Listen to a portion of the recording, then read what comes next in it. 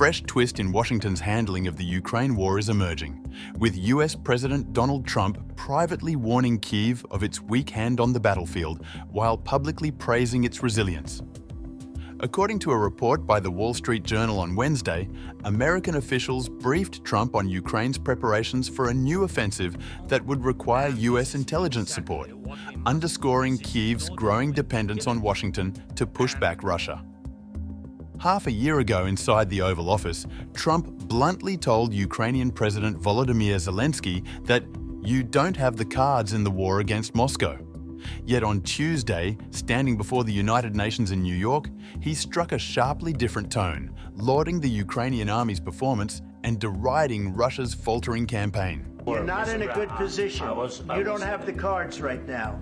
With us, you start having cards. Right now, you don't. You're playing cards. Well, the biggest progress is that the Russian economy is terrible right now. As you know, it's crashing, and that, frankly, Ukraine is doing a very good job of stopping this very large army. It's pretty amazing. I think Ukraine, with the support of the European Union, is in a position to fight and win all of Ukraine back in its original form, Trump said on Truth Social after meeting with Zelensky.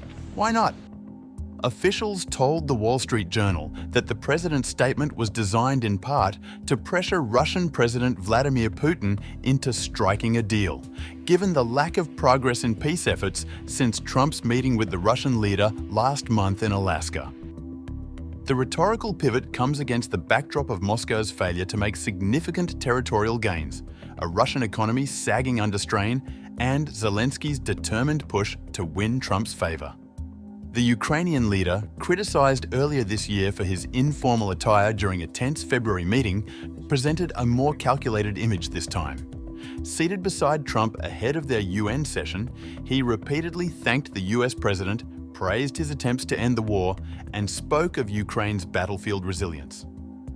Later, Zelensky remarked that Trump clearly understands the situation and is well informed about all aspects of this war. Behind the scenes, Trump has been spending time with senior officials who advocate for tougher US backing of Kyiv, including Ukraine envoy Keith Kellogg and newly appointed UN ambassador Mike Waltz. Two sources told the Wall Street Journal that these aides updated the president on battlefield realities, stressing that Russia's gains have been minimal in recent years. They also confirmed Trump was briefed on Ukraine's planned offensive requiring US intelligence assistance. Yet officials emphasized that Trump's shift remains rhetorical, not policy-driven. He continues to authorize weapons sales to Ukraine, but bars the use of US-made arms for strikes inside sovereign Russian territory. His reluctance to impose sweeping sanctions on Moscow or approve a surge of military aid leaves Kyiv without the resources it would need to reclaim major swaths of land or shield its cities from Russia's aerial attacks.